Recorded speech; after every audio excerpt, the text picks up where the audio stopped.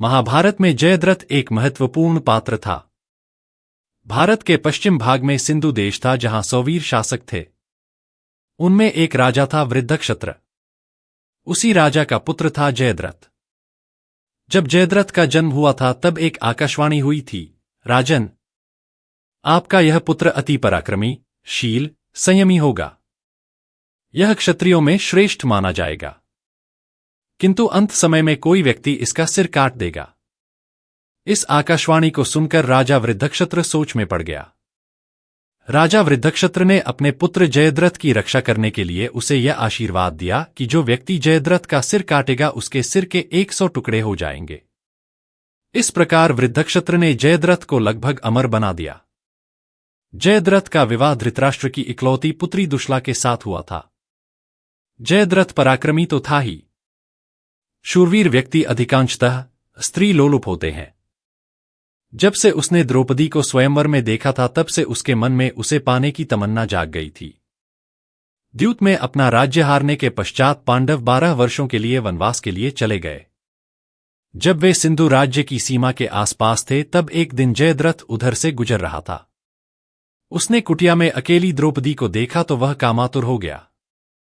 उसने द्रौपदी से कहा कि अब पांडव भिखमंगे हो गए हैं, इसलिए उन्हें छोड़कर उसकी पत्नी बन जाए। जयद्रथ ने साम दाम दंड भेद सभी तरीकों से द्रौपदी को अपनी बनाने का प्रयास किया, किंतु द्रौपदी पतिव्रता स्त्री थी, इसलिए उसने उसका प्रस्ताव ठुकरा दिया। इस पर क्रुद्ध होकर जयद्रथ ने द्रौपदी का अपहरण कर लिया और अपने रथ में बैठाकर ले चला। द्रौपदी के चिल्लाने पर पांडव आ गए। भीम और अर्जुन ने पीछा कर उसे पकड़ लिया और कुटिया पर ले आए।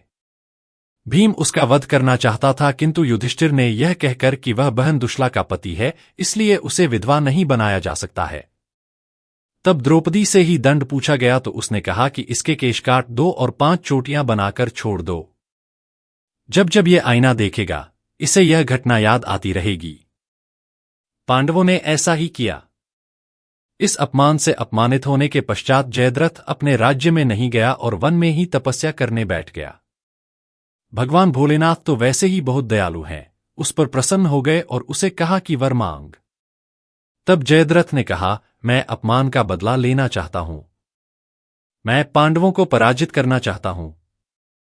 तब भगवान महादेव ने उससे कहा, यह असंभव कार्य है। मैं तुम्हें वर देता हूं कि तुम एक दिन के लिए अविजित रहोगे। जब कौरवों के सेनापति द्रोणाचार्य ने चक्रव्यूह की रचना की तब उसके मुख्य द्वार पर जयद्रथ को खड़ा कर दिया गया। जयद्रथ ने किसी भी पांडव को व्यूह में प्रवेश नहीं करने दिया। केवल अभिमन्यु ही जा सका। सब महारथी अभिमन्यु पर टूट पड़े और दुशासन के पुत्र द्युमत्सेन ने उसके पीछे सिर पर गदा से भरपूर वार किया और इस तरह अभिमन्यु का वध हुआ। जब अर्जुन आए तो उन्हें अभिमन्यु वध का समाचार मिला तो वे रो पड़े। जब भीमसेन से पूछा कि वे उसके साथ क्यों नहीं गए, तब भीमसेन ने कहा, जयद्रथ ने जाने नहीं दिया। तब जयद्रथ के वध की प्रतिज्ञा की थी अर्जुन ने। 14वें दिन बहुत भीषण युद्ध हुआ। बहुत सारे वीर मारे गए थे उस दिन। जयद्रथ को 7 महारथियों कृपाचार्य, कृतवर्मा, अश्वत्थामा, कर्ण, शल्य, दुर्योधन और दुशासन ने घेर कर रखा हुआ था। अर्जुन ने साय होने से पहले वध की प्रतिज्ञा की थी और साय होने वाली थी। तब भगवान श्री कृष्ण ने अर्जुन से कहा, पार्थ, सूर्य अस्ताचल की ओर है। मैं अपनी माया के द्वारा अंधेरा कर दूंगा, तब तुम जयद्रथ का वध कर देना।